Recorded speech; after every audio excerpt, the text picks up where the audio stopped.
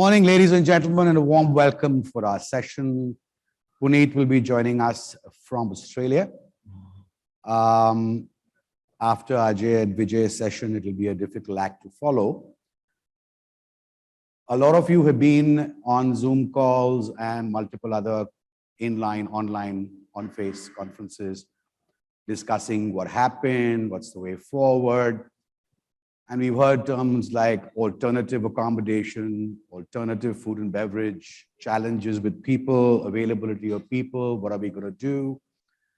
And the 3 or 4 of us actually felt that a lot of it had the risk of going back.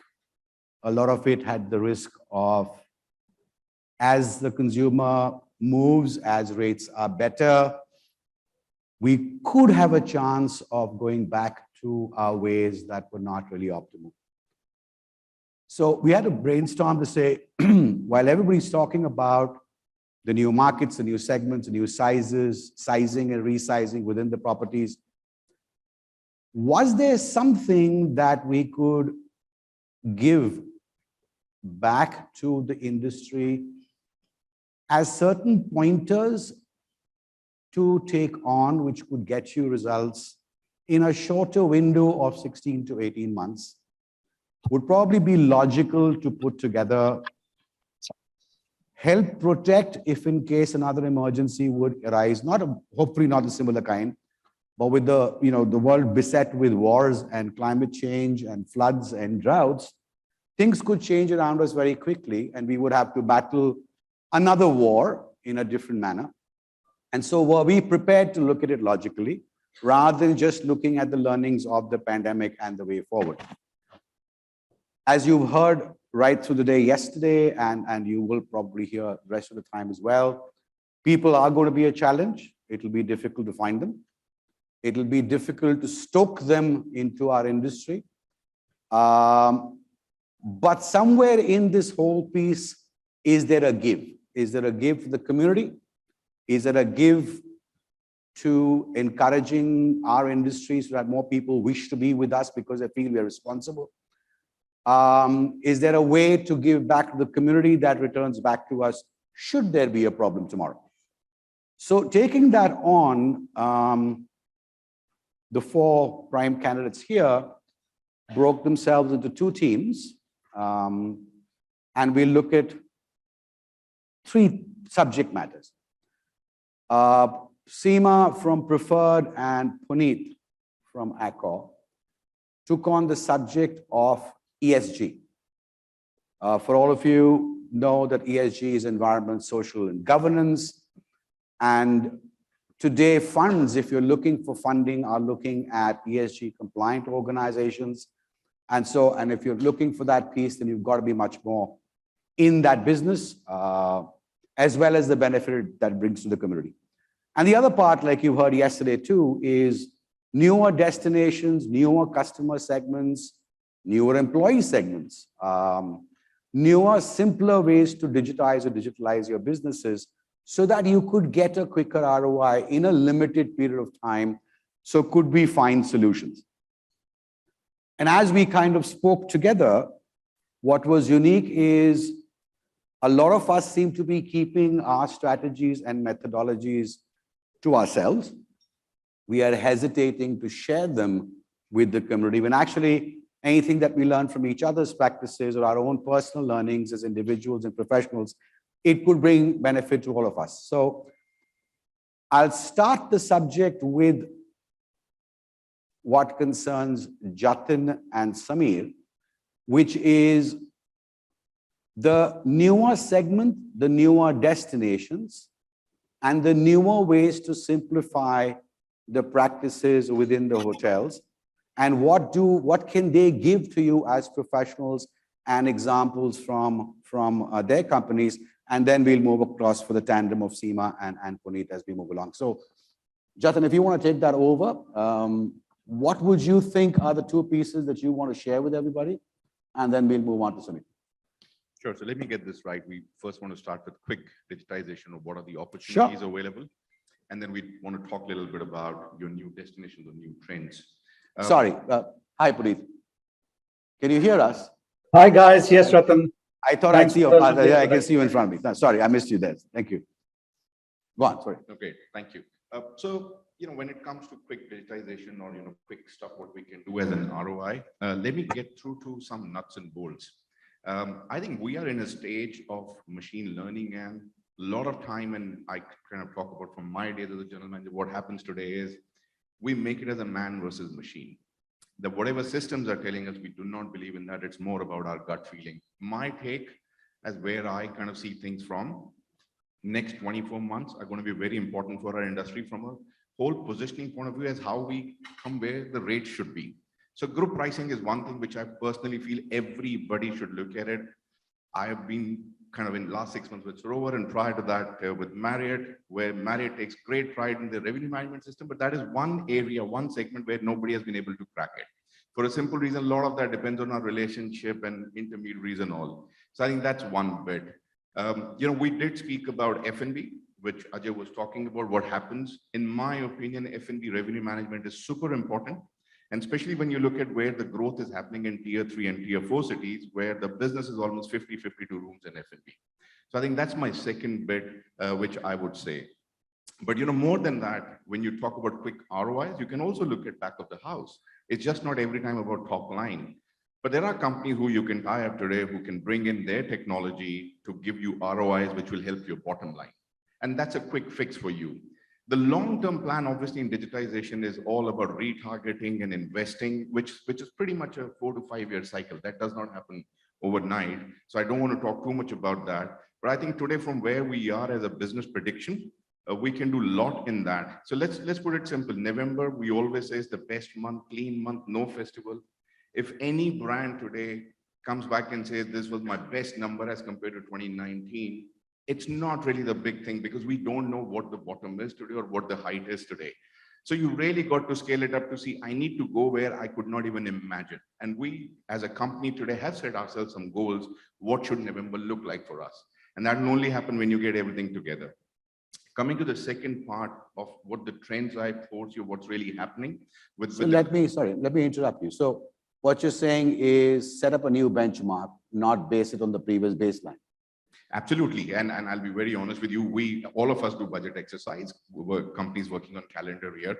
I was part of my budget exercise for 2023. And the first day when we met between me and Ajay, we were very clear we're not discussing 2019 at all. And I don't even know what my 2019 numbers were. I don't want to know that. It's all about growth over this year. If I can get what I really want to get in double-digit growth over this year, then only I'm talking. Otherwise, there's no point talking. So let me contradict you or challenge you a little bit on this. Where rooms are concerned, it's RevPAR. We have access to STR reports. We all do competitive data. But what I find in other revenues, there is no such benchmark. There is no such registered comparison. And if the challenge is standalone restaurants in your proximity, how do you judge your budget and your market share? With hotels or with that competition? And how would you capture that data? You'll be surprised, and I'm glad you raised that. Within F&B, there's a company called Comset based out of Bangalore. They've started doing benchmarking where individual restaurants can be benchmarked, or for that matter, your banquets. But it's about brands to come together. It's at a very nascent stage. We are one of the use case today, if I can say. Hyatt has come on board, Marriott has come on board. I think Accor has also come on board. Bangalore is the first city where this company is doing, and I foresee that in next 2 to 3 years there will be benchmark reports to tell us what is your F&B pricing and how much is your market share. It will happen for sure. Well, and about your part of the future that you would suggest to anybody on any kind of digitization efforts that you would like them to see, or would you like Samir to take that piece forward? No, I think Samir can take that. You had certain examples of certain companies, within the back of the house, as I was discussing, within your HLP, I was in one of the panels on Hossi, and we had one of the panel speaker from Zenatics. They pretty much do that. They've already done that with Sammy hotels, where the ROI projects are there. You can cherry pick what you want to do with them. It's just not about a big mandate which you have to give to them. So there are ways and means which you can look at, bringing some of your costs down or improvising on your top line, which is what we spoke about, F&B revenue management or your group revenue management. Those are some of the basics. Okay, Samir? So firstly, thank you for having me here. I think from a digitization point of view, if I just sort of try to add on to what Jatin was saying, the first part is the mindset, because I think hoteliers, we are still very traditional in our approach to operating our businesses. So we still try to operate it the way we operated 5, 7, 10 years back. We're generally way behind many other industries in adapting to tech and some of those new age practices. The first thing is to be comfortable with adapting to it and realizing or accepting that it's there to stay. So it's in our interest to start getting comfortable and use digitization, data, etc. So we talk about machine learning, etc., or AI and all.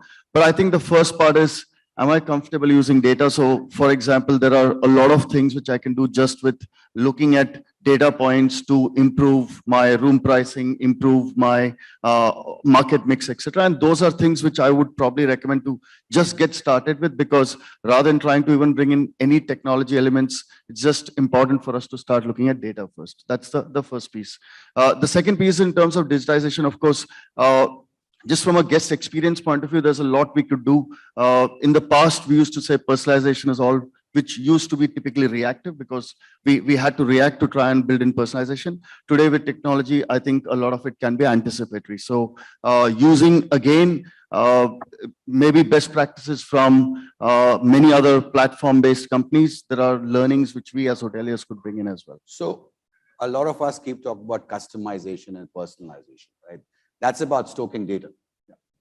We've never learned how to stoke our own CRM data.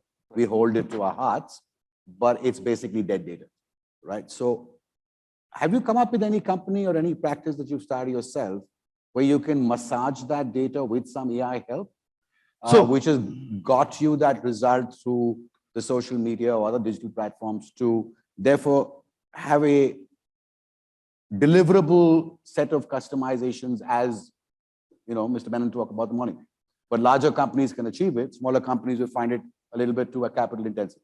So very early stages, but I think there are definitely some good, interesting partners around, startups around, on helping us understand how, for example, guest experience works. So, picking up text analytics, picking up some of those key drivers which can help us drive better guest satisfaction or guest delight. And I think that's elements which we are currently working on. So would you have some examples of certain companies you're working with on that? So one of them is RepUp in the industry. So I think that's somebody who's worked with many of us. I think it's very interesting when you talk about data, what sits with us. It's a very simple data which you cannot slice, dice in any way. I had the opportunity to be with Siddharth from Tribo Hotels. And what they have done is something very interesting, that you can slice and dice by simply giving a command, even as you write an email, that I want to see APC by hour, covers by hour, and you will get a report like that. It's about getting to a stage of data warehouse where every data dump is coming, and then how you slice and dice is very, very important. So I think there are companies which are moving into that space. And to your point, Tribo Hotels is something like which can help your small companies where intellectual property has already been done, and they can they're happy to outsource this to smaller companies as well. So I think there are case studies which are. So ladies and gentlemen, the reason why we spoke about that is the larger brands, the institutional brands are putting in a fair amount of funds in this activity because they have the wherewithal to do so. But I thought this would be an important piece to share, how smaller companies or individual owners could actually translate this into reaction, action, and revenue or controllabilities, because otherwise we have no access to it. And we always wonder whether we're going to be big enough and sizable enough to be able to do that logically. Yeah. And you both had some thoughts around destinations and customization and a different change in customer mix that you also want to share with them as to what has been your learning and what is your future. We heard from Mr. Kachu, glad he's walked in just now. Afternoon, Mr. Kachu, where Radisson with him was the first ones to go into what we now find our focus area, which is the tier 2, tier 3, tier 4, tier 5 cities. So what would you suggest to everybody here in the room, which is not driven by the larger brand and direction, but what could you advise everybody else to do? So I think we've all spoken about this over the last few years. In fact, Mr. Bakai alluded to the fact that development is generally become a lot more expensive, especially in the big cities. So from brands like our perspective, we definitely see a huge amount of potential in the tier 3, tier 4 cities. In fact, that's where definitely the real India of the next decade is. And I think that's where we see the opportunity. Interestingly, we've all been also talking about experiential travel. There have been enough studies and surveys which say that more people want to pick up experiential travel, 50% or so want to go and gain some experiences, while 50% want to spend time amongst loved ones. So I think there's definitely potential in the leisure space. Customer behaviors have changed thanks to the pandemic. One of the few good outcomes of the pandemic that people want to spend more time with loved ones, friends, family. People have realized that there should be better life balance, work-life balance, and hence taking more breaks. So I guess there's a lot of impetus to domestic tourism, especially in tier 3, tier 4, which is where companies like ours will be focusing. So how would companies like yours battle the new Amma or the Story or Collections? Because the brand width and size backs it up. But if it's all about personalization and these kind of experiences, how would both your companies battle this new market? We don't battle, stories ours. No, I kept you aside because just to say, So let's keep fortune aside. So having said that, I think the fact is that irrespective of whether it's Story or Mementos or Welcome Hotel or Fortune, we all have sort of learned that there has to be a lot more experiential elements into the stay. So we have started looking at those. So across our leisure hotels, it's not just bed and breakfast, which is the focus. It's also about saying, what are those 5 pieces of experiences we can offer to our guests? And what is it that should be, as a minimum, worked on by the general manager and the team at the hotel level, which is, of course, then communicated to the guests. Any newer segments? Senior citizens, child-friendly, handicap-friendly, both for employees or for guests? So I think senior citizens is definitely something which we seem to be seeing a good pickup. There's definitely another segment which seems to be growing. To be honest, we have not done much of work in that, which is pet-friendly holidays. Right. Okay, so let's just shift focus and we'll bring the gentleman back into the larger subject as well. Puneet, would you like to go first or would you like the lady to start? What would you prefer? Let Seema start. Ladies first, why not? So Seema brings a wealth of experience, has grown fabulously with preferred hotels. And then we were speaking about what we could do for the world, not in the larger aspect that everybody gets confused and overwhelmed by the subject of ESG, but what can we bring back? And she's talked about a lot about what Preferred is doing for their partnerships, for their recognitions, for their contracting. What are the methodology they're insisting their newer sign-ins and even the older pieces work with to bring value to the community and to the business at large? So Seema, the floor is all yours. We'll move to Puneet after that. Thank you, Mr. Keswani. It's great to be here. Good afternoon, everyone.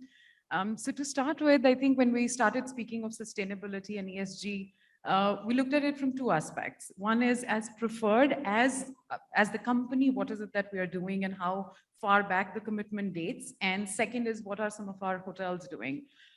So I'll start with Preferred. As a family-owned, family-driven company, the commitment to sustainability actually is driven by the ownership personally and dates back actually maybe more than a decade ago. I joined the company about 12 years, actually almost 13 years ago, and I've always seen CSR as being one of the core values, and of course that's evolved into overall sustainability. 3 pillars of sustainability extremely critical and important for the company are nature, which is environment, community, as well as culture. As Preferred, I'd say, the partnerships that we have in place with the likes of ECPAT to help curb human trafficking, especially with the role that hotels end up playing sometimes, work with the companies like Wine to Water that have a commitment to provide clean water to the people who don't have access, work with partners like MasterCard for their Priceless Planet Coalition.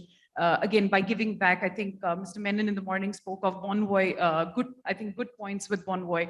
Similar to that, there is I Prefer program, which is our loyalty program, where as a part of the program, every time you pay with MasterCard on the I Prefer member rate, basically there is a forest restoration initiative in place that gets funded with that, which is in partnership with MasterCard. We very recently, as a company, signed the Glasgow Declaration, which is about bringing down emissions to about half of what it is currently in 10 years, and I think to net zero in 2050, what I think Marriott also spoke of. So a lot of commitment from the company, from the ownership.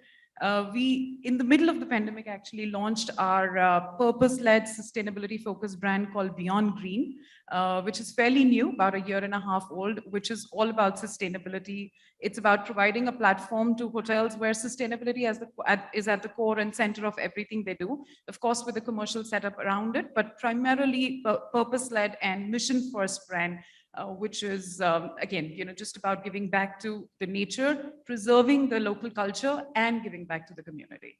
But everybody says all these practices cost too much money. Difficult to put in together. The formats of compliance are terribly difficult. I don't know if I'll get the result or the ROI or make an impact locally. How do you control that piece or that worry?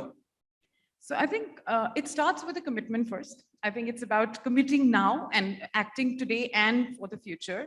I think there are smaller and shorter term wins as well that one can put in place. There could be things like farm to table concept, having your own herb garden. One of our hotels actually has a very great, it's a very nice concept of having a worm farm to work on the kitchen waste to make sure that there is a reduction of usage of fertilizer as well. There are some other aspects in terms of helping the community, having local artisans work on the furniture or allowing local talent to come and perform at the hotel and work with the hotel. I think we spoke about hiring local talent, which is fairly easy to accomplish. We have a huge talent pool given the country and the size we are. Some of the larger initiatives which probably require a lot more capital injection, like moving to EV, changing your furniture to fully sustainable, that may be longer term, but there are some initiatives that are in place, and some of the hotels are doing a wonderful work and job on that front, which are fairly easy to accomplish in the short to medium term. Puneet, you want to jump in? Puneet spoke about stuff that the company wants to do and what he would, as a professional in the business, suggest to all of you that you could look at as immediately convertible results. So, Puneet, the floor is yours.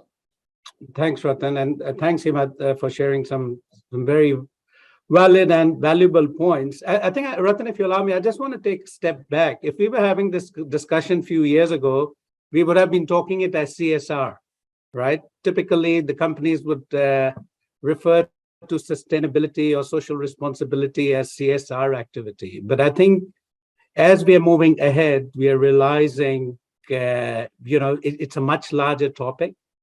Hence the ESG, the social, the governance, the environmental. And I think it needs to start at the top. And I'll just share what we are doing from a core point of view.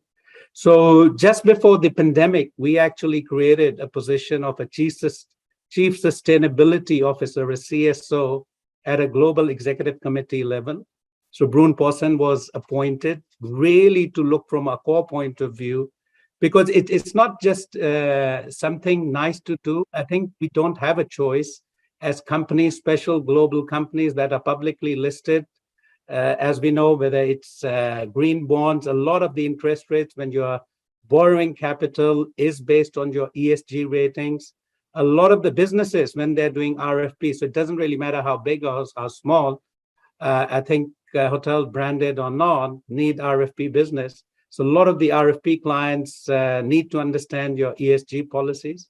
So I think that's where it stemmed from. So from our point, we started at the top, and then it was really important to create awareness. So what we've done is, I'm not sure it's very clear, there's a banner on top of my screen, which calls School for Change. So it's a 4 to 6 hour mandatory online training for all Accor corporate office employees around the world on sustainability challenges ahead and how do we mitigate these risks. And it's to prove its seriousness, it's actually linked to our incentive for 2022 and 2023. It's a mandatory training, again, to create the awareness. And so from awareness, then we needed to kind of put a our money where our mouth was. So we made a commitment, of course, to the Paris Agreement, 1.5 degree science-based target, commit to net zero. And for 2022, what we have committed for all our hotels around the world, that we will eliminate all single-use plastic in any guest-facing area. And I think it'll be quite interesting for everyone listening today. So what we did when we counted in a typical hotel room, doesn't matter whether it was a Ibis economy or some of our luxury brands, there are about 40 plastic single-use items that are in a typical hotel rooms, from combs to toothbrushes to water bottles to shoe polish, toothpaste, cotton buds. So we've made a commitment to reduce it. And what we are realizing as we go talk to local cooperative societies, buying local, we actually might end up saving plus saving the planet by making this change. Secondly, what is really, really big for us, which we're working on right now, is food waste. A typical hotel, a 3 to 4 star hotel, has almost 100 kilos of waste per day.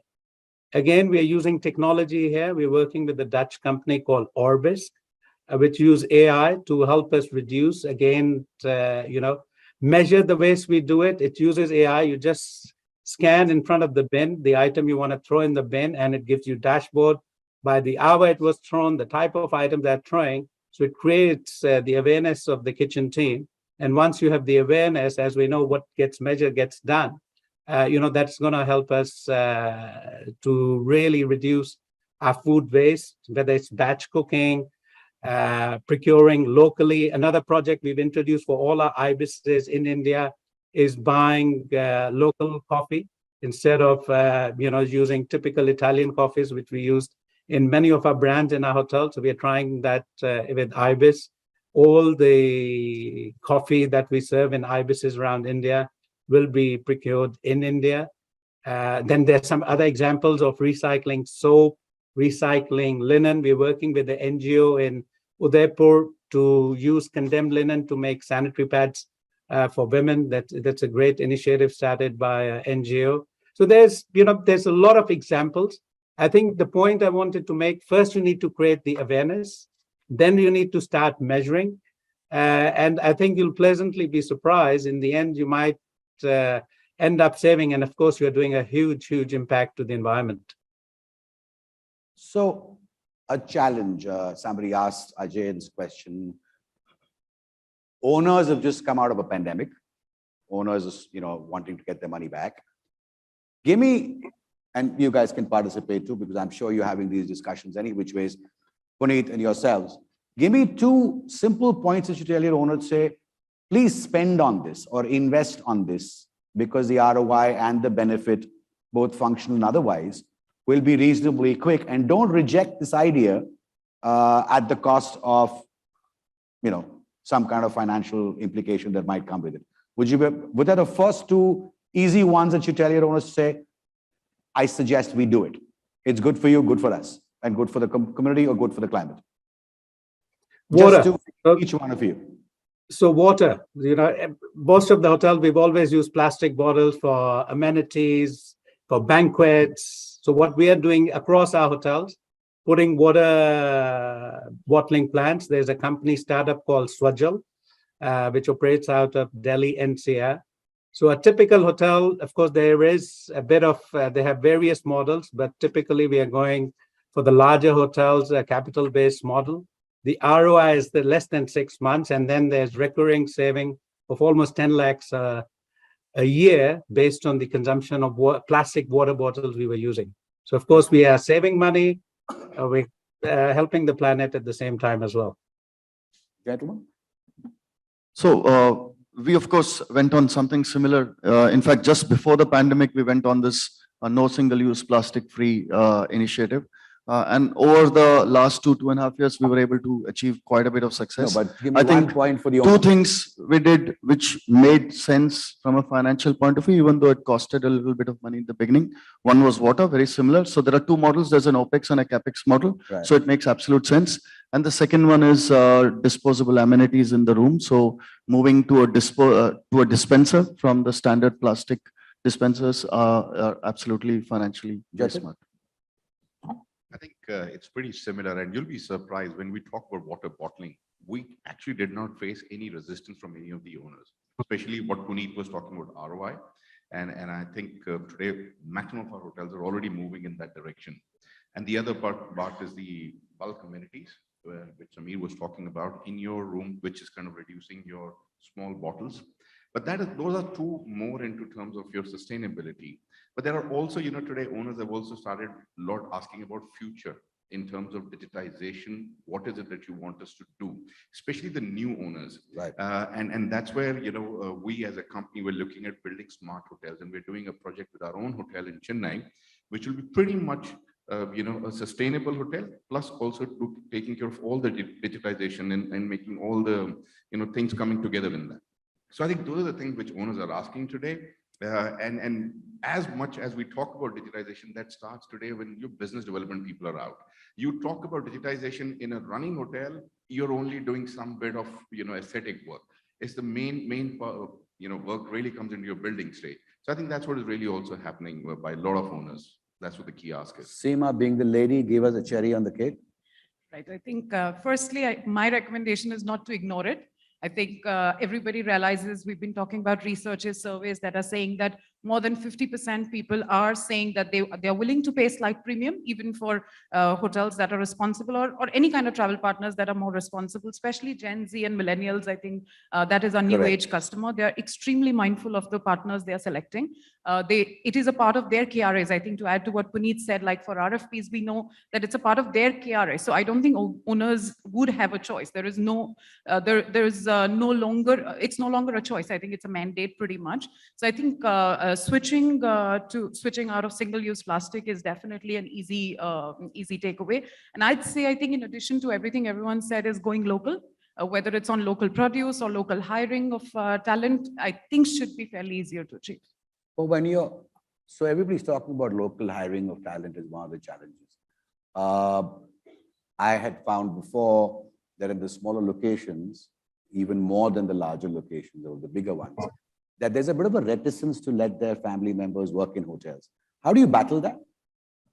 It's an education process. It's not just about talking of the kind of long shifts or long hours that everyone keeps talking about. I think as an industry, overall, we need to do a better job of marketing the industry itself to to new talent. And it doesn't have to be all hotel management graduates. I mean, even people like when you go to resorts in Maldives, we spoke of Maldives, I think, in the morning as well.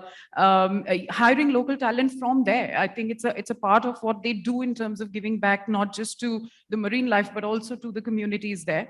I think it's an education process, trying to make them understand what it means to be a part of the industry and how we can all collectively make it a force for good. I think that would be important. So Puneet, did I hear you say Accor has announced that they would cut emission or cost of the climate impact by 50% in 10 years? No, what we've committed is net zero by 2050. Okay. Reduce food waste by 30% by 2023. And how you do it, first you need to measure it. So again, I think part of the challenge in our industry has been, and I think you made that comment in your opening remarks as well, the sharing of information, the reporting, the standardizing is really, really lacking. So I think what we are doing is, at least for our hotels, to start a benchmark so that we know how we are producing, more food waste or less. So there's a lot of work happening in food waste, and internally we've given a target to reduce that by 30%. And 1.5 degree is the impact, reducing that by 2030. So ladies and gentlemen, you've got some tangible thoughts and some laudable efforts being made. On just digressing on the matter, my erstwhile company to find local employment had done some good work on. So we all have this thing about we must take graduates, then we drop it to class 12, and we drop it to class 10, and then still didn't find people. And what they had begun was that they would identify people whose families were classed as being below the poverty line and would train young people from those families to encourage them to come to the industry and train and do an apprenticeship. If they continued with the business, so they would grow as they learned. But because they got the learning and they got the personality development, they actually graduated to other industries and therefore became an ambassador of faith for hospitality. But thank you very much for being a wonderful audience. If anybody has any questions, we have a couple of minutes to go in case you want to ask them some more on the ROI or the tangibles. But thank you very much for your participation. Puneet, thank you for joining in Australia. Hope you're not running away to go and see a match now. Have a wonderful day. Thank you. But the floor is open for questions if anybody's got one. Okay, no one. So thank you very much. Have a wonderful day. Thank you, ladies and gentlemen.